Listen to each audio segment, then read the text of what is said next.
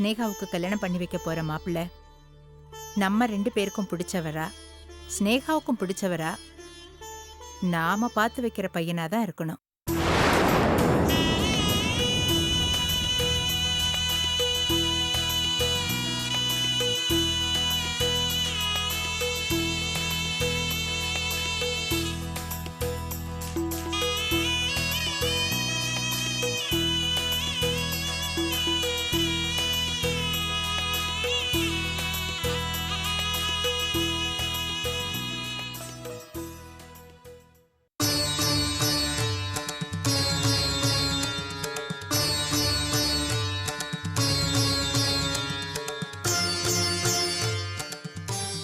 இதான் இன்னொரு கண்டிஷன். இதுக்கு சம்மதம்னா சொல்லு, நாங்க உடனே உனக்கு ஒரு நல்ல மாப்பிள்ளைய பார்க்கறோம். கல்யாணம் முடிஞ்சு நீ உன் புருஷன் கூட இங்க இருந்து கிளம்பும்போது நான் இந்த வீட்ல காலடி எடுத்து வைப்பேன்.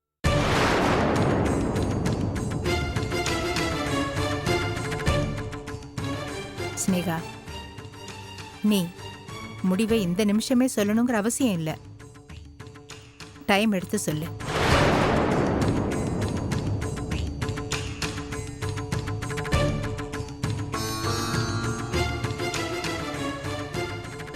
சித்தார்த்தும் மேனகாவும் சேர்ந்து வாழ்ந்ததையும் அதுக்கு சாட்சியா அவ வயித்துல குழந்தை வளர்றதையும் நிரூபிக்கிறது ஒன்றும் கஷ்டமான காரியம் இல்லைம்மா.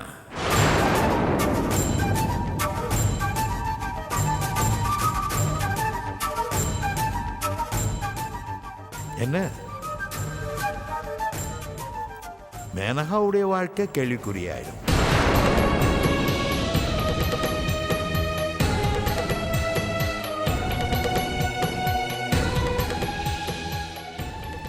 சரி,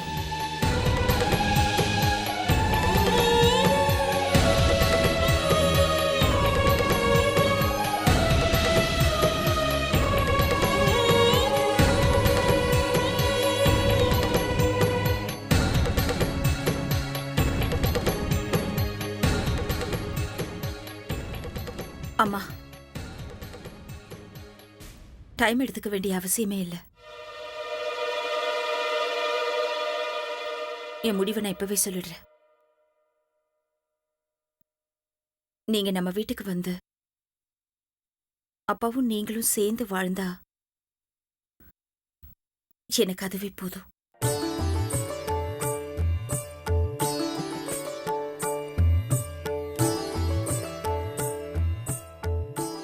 நீங்க பாக்குற அந்த நல்ல மாப்பிள்ளைய கல்யாணம் பண்ணிக்க எனக்கு பூரண சம்மதம்.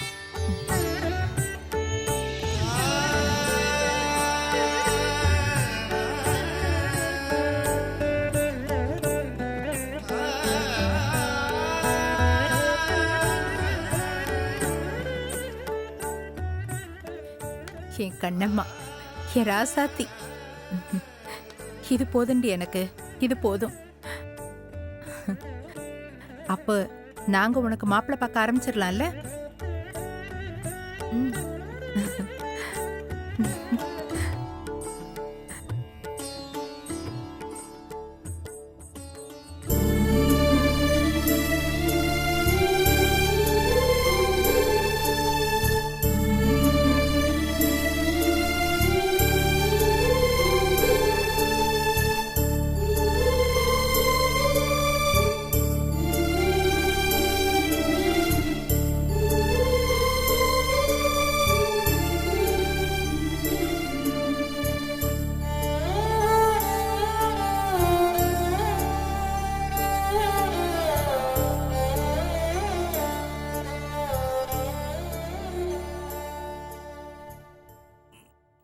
உட்கார லட்சுமி.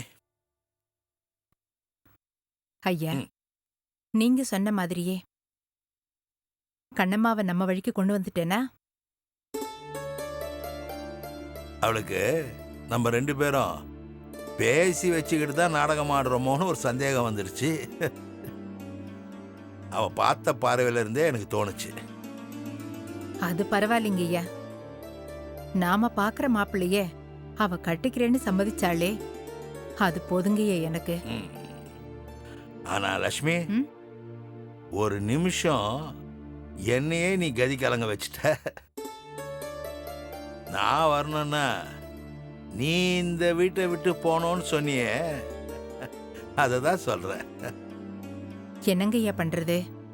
அவளை வழிக்கு கொண்டு வரத்துக்கு ஒரு அதிர்ச்சி வைத்தியம் கொடுக்க வேண்டியதா இருந்தது. எப்படியோ ஐயா, அந்த அயோக்கியம் சித்தார்த்துக்கிட்ட இருந்து நம்ம பொண்ணு வாழ்க்கையை காப்பாத்திட்டோங்க ஐயா. இப்பதான் எனக்கு நிம்மதியா இருக்கு. உடனே ஒரு தரகரை பார்த்து ஸ்னேகாவுக்கு ஒரு நல்ல மாப்பிள்ளையா பார்க்கணும். ம்.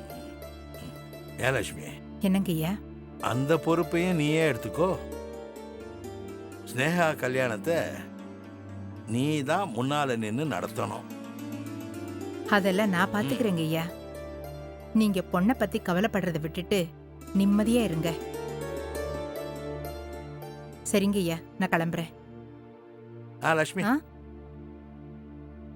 சொல்லுங்க ஐயா. ஸ்னேகா கிட்ட சொன்ன மாதிரி அவ கல்யாணம் முடிஞ்சதும் நீங்க வந்துருவல்ல? கண்டிப்பா வந்துடுறேங்க ஐயா. இல்லன்னா அவளுக்கு நான் கொடுத்த வாக்குறுதி பொய்யாயிடுமே. கண்டிப்பா வந்துருவேன். உங்களை பிரிஞ்சு என்னால மட்டும் எப்படி தனியா வாழ முடியும்? நாமளும் சேர்ந்து வாழத்தான் போறோம். என் வாழ்க்கை முழுக்க நான் உங்களோட தான் இருக்க போறேன். ஆ.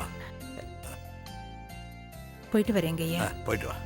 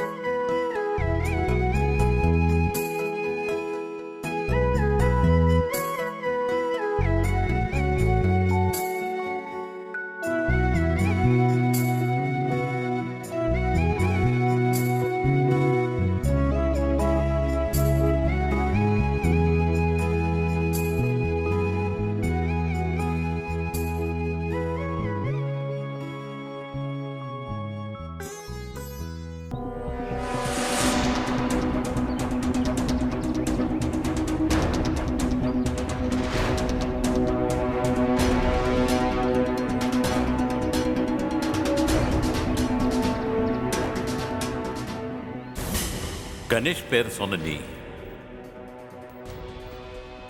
காவியாவை சந்தேகப்படலையா?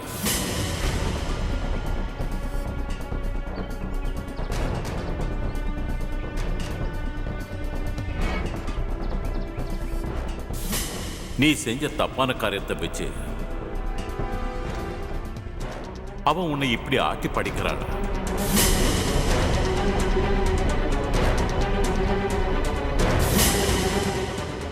அவ ஏன் இப்படி ஒரு காரியத்தை பண்ணிருக்க கூடாது?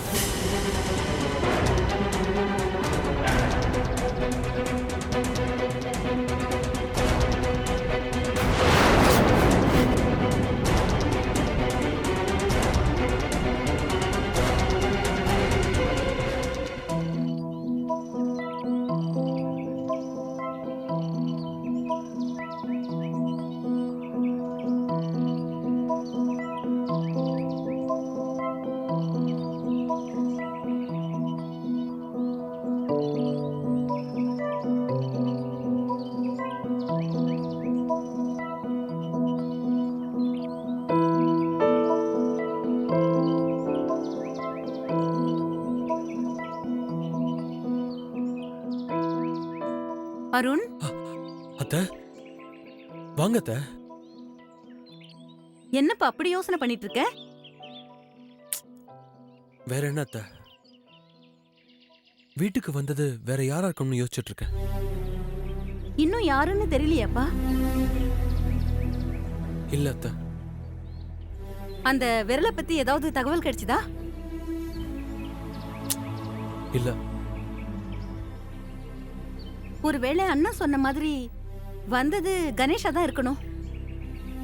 அத்த, வந்தது கணேஷ் இல்ல.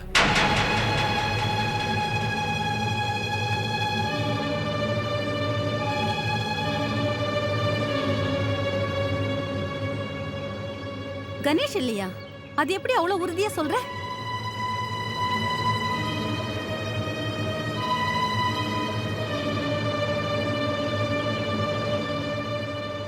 ஏன்னா வந்தது ஒரு பொண்ணு. என்னப்பா சொல்ற?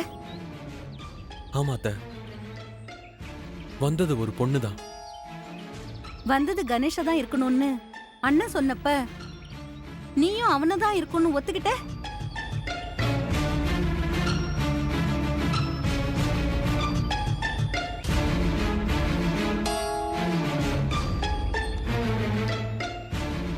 அத்த, வந்தது காவியாவை தான் இருக்கும்னு நான் சந்தேகப்படுறேன். இல்ல அவ அனுப்பின வேற ஒரு பொண்ணா இருக்கணும். என்னால அவ முகத்தை சரியா பார்க்க முடியல அத்த. ஆனா இதை எப்படி அத்த நான் அப்பா கிட்ட சொல்ல முடியும்? அவ பேரை சொன்னாலே அப்பாவுக்கு பிபி ஏறுது. மறுபடியும் அவருக்கு உடம்பு முடியாம போயிடுச்சுன்னா அதுக்காக உள்ளத மறைக்கிறதும் தப்பாயிடுமேப்பா. உண்மையிலேயே வந்தது யாருன்னு கண்டுபிடிச்சாதான் மறுபடியும் இந்த மாதிரி ஒரு சம்பவம் நடக்காம தடுக்க முடியும். நீங்க சொல்றது சரிதான் அத்த. அப்பா கிட்ட நானே பக்குவமா சொல்லிருக்கலாம். துண்டிக்கப்பட்ட ஒரு விரலை பார்த்ததுமே அப்பா மயக்கம் போட்டு விழுந்துட்டாரு. வந்தவ காவியாவா தான் இருக்கணும்னு சொல்லி அப்பாவுக்கு இன்னும் அதிர்ச்சி கொடுக்க வேண்டாம்னு நான் அமைதியா இருந்துட்டேன். வந்தது யாருன்னு நான் சீக்கிரமே நிரூபிக்கிறேன் அத்த. அவளை என்ன செய்யணுங்கிறத கூட நான் பாத்துக்கிறேன். அதனால இந்த விஷயத்தை பத்தி அப்பா கிட்ட நீங்க எதுவும் சொல்லிக்க வேண்டாம் அத்த. ப்ளீஸ் அத்த. அருண், அண்ணன் மேல எனக்கு மட்டும் அக்கறை இல்லைன்னு நினைக்கிறியா? நான் சொல்ல மாட்டேன்பா. பாத்துக்கோப்பா.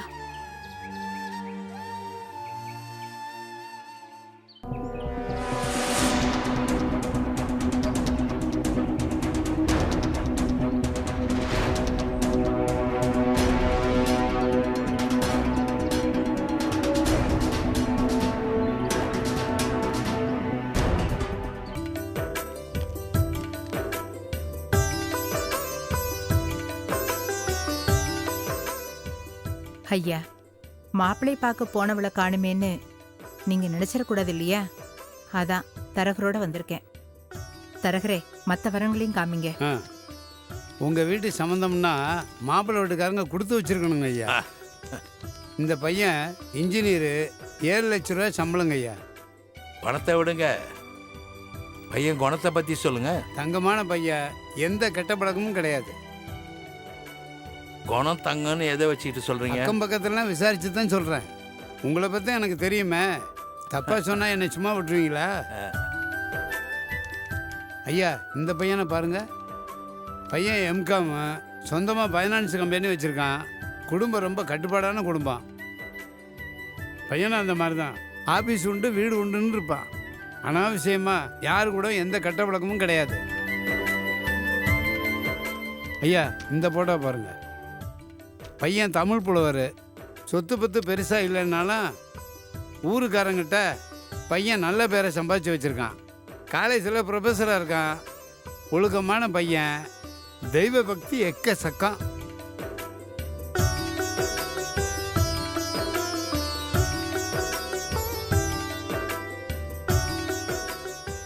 லட்சுமி, ஐயா, நீ ஒன்றும் பேசாம இருக்க. எந்த மாப்பிள்ளை பிடிச்சிருக்கு? ஐயா, வாழப் போறது நம்ம பொண்ணு. அவளை கூப்பிட்டு கேளுங்க. அதுவும் சரிதான். கணமா, இதோ வந்துட்டேன்ப்பா. வர. வாடா உட்கார். அம்மா அம்மா வந்திருக்காங்க. என்னப்பா மீட்டிங்? நீங்க எப்பமா வந்தீங்க? நான் வந்து 10 நிமிஷம் ஆச்சுமா. சாரிம்மா, என் கூட படிச்சவ யுஎஸ்ல இருக்கா. அவ ஃபோன் பண்ணாலா, நான் அவ கூட பேசிட்டு இருந்ததுல நீங்க வந்தது கூட கவனிக்கல. பரவாயில்லம்மா.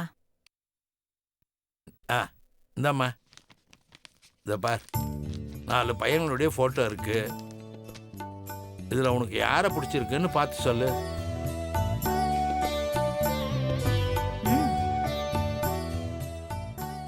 என்னப்பா இது? என்கிட்ட போய் இதெல்லாம் கேட்டுட்டு இருக்கீங்க? உங்களுக்கு யாரை பிடிச்சிருக்குன்னு சொல்லுங்க. உங்க சாய்ஸ் தான். நீங்க பார்த்து பேசி முடிவிடுங்க.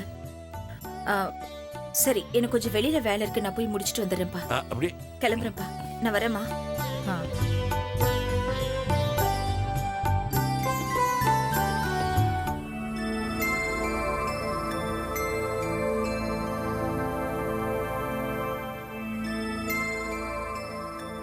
சரி, நீங்கள் கிளம்புங்க.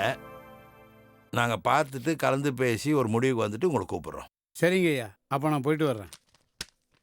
வரேங்க ஐயா, வரேங்கம்மா.